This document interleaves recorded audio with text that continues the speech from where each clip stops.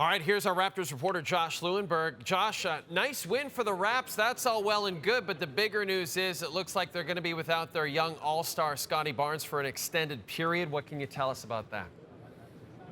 Yeah, the recovery timeline is going to depend ultimately on their plan for treatment, which it sounds like is still TBD. They haven't ruled out surgery, and if it does require surgery, that will almost certainly end his season.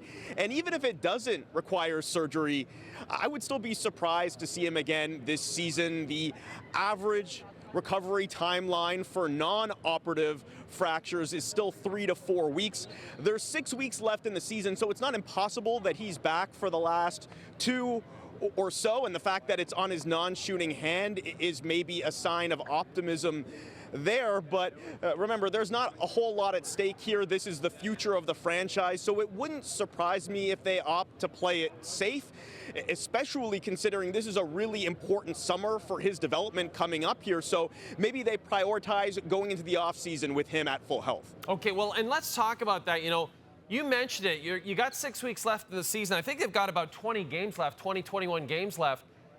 They're still within striking distance, Josh, as you know, of a playoff spot. So, you know, if Scottie is indeed out for the rest of the season, does it change the way they approach that approach to the playoffs?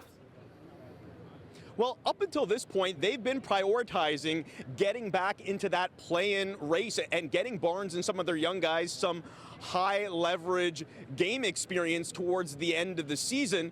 Now, they're just 3.5 games behind Atlanta for that 10th seed. The Hawks are without Trae Young, also dealing with a hand injury.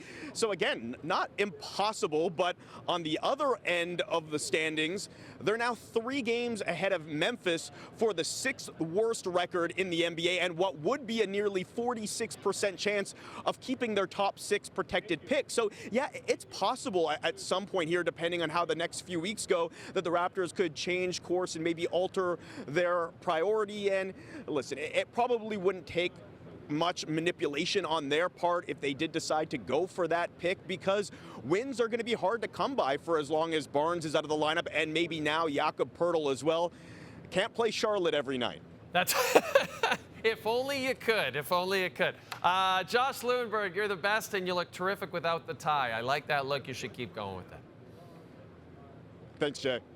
Next time you'll be able to see the Raptors on this network will be Saturday when they visit London, Ontario's Shaden Sharp and the Portland Trailblazers. Portland, the city where young people go to retire. It begins Saturday at 9:30 p.m. Eastern Time.